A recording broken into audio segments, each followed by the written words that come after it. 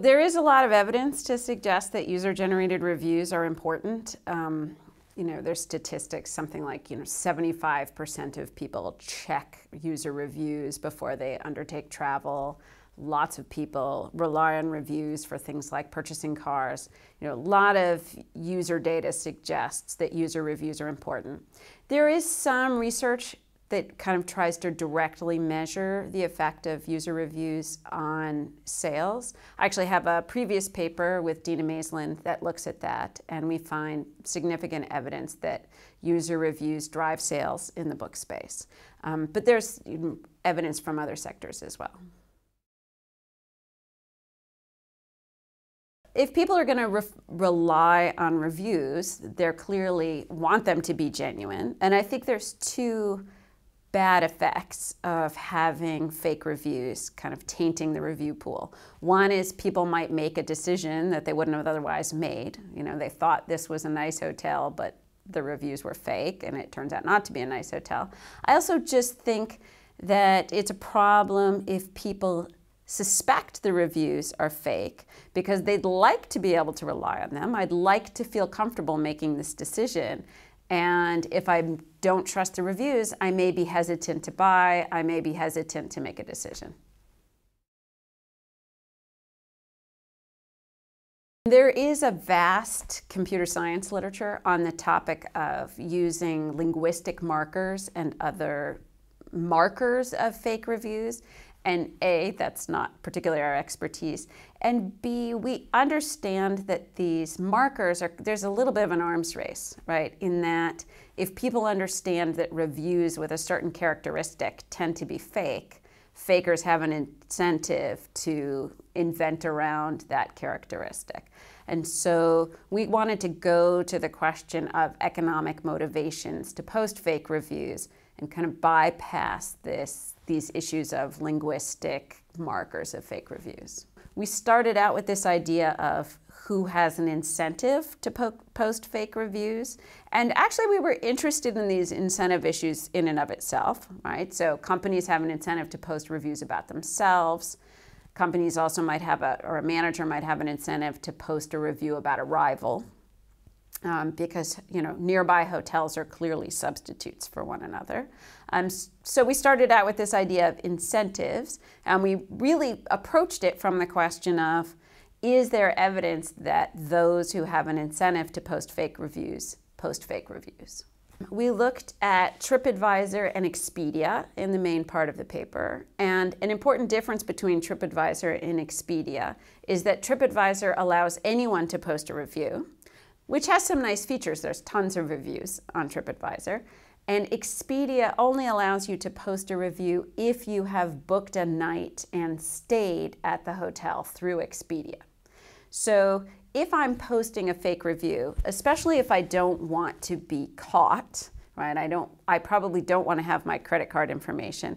It is costlier to post a fake review at Expedia than it is at TripAdvisor.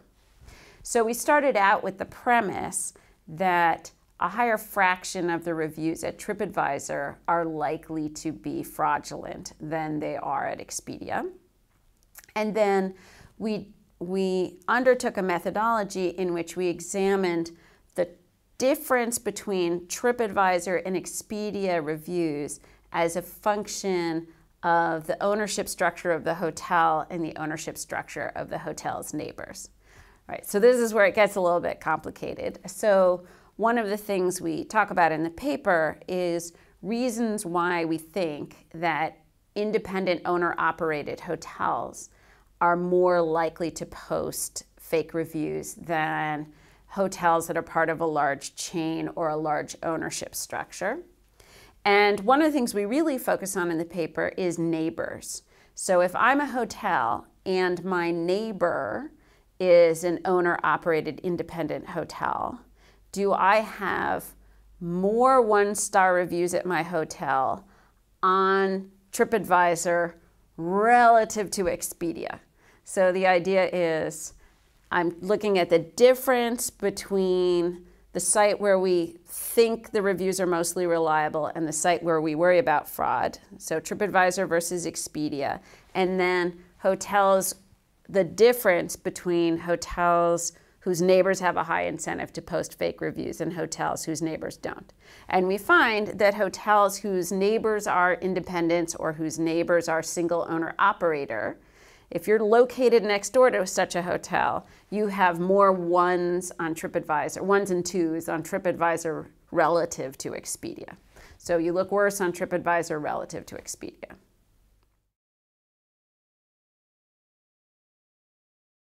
It's a little hard to benchmark overall. I mean, there could be other sources of fake reviews than the ones that we identify. I mean, we think that certainly south of 10% of the reviews are fake, right? So the majority of the reviews are accurate. I think, or at least real. Maybe they're not accurate. They don't necessarily accord with what your experience would be, but they're real. You know, so something south of 10%. It's not honest and it's illegal. We talk a little bit about legal ramifications in the paper, so it's a bad thing. I'm certainly not encouraging it.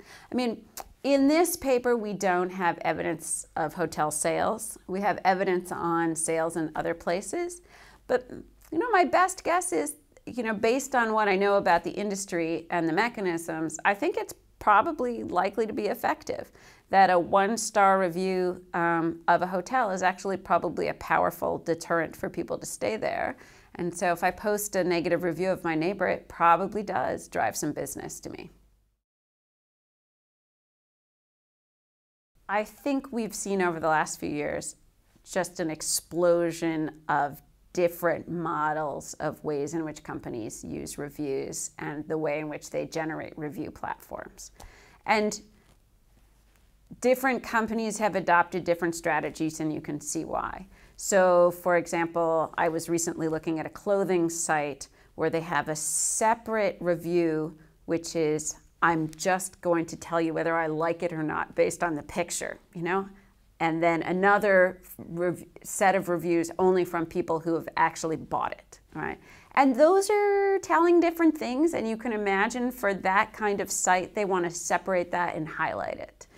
A lot of sites are allowing users to add more than just textual content, right? So pictures have become a big deal in a lot of sites, which I think, you know, can be informative or entertaining. So that seems to be an interesting thing. But I think the platforms that are really in the business of reviews have made real efforts to differentiate themselves along some of the lines that we've discussed. So Hotels.com now has a big advertising campaign where one of the things they advertise is, we insist that our reviewers stay at the hotel. You know, no fake reviews on Hotels.com. They think that's an important enough issue that it's featured in their national ads. You know, so I think there's really a wide variety of business models being experimented with. And it's probably too soon to say this is the right one, and I'm not even sure there is a right one. I think for specific commerce sites in specific niches, different kinds of review platforms are going to make sense. One thing that we have seen is some effort to link reviewing with social media.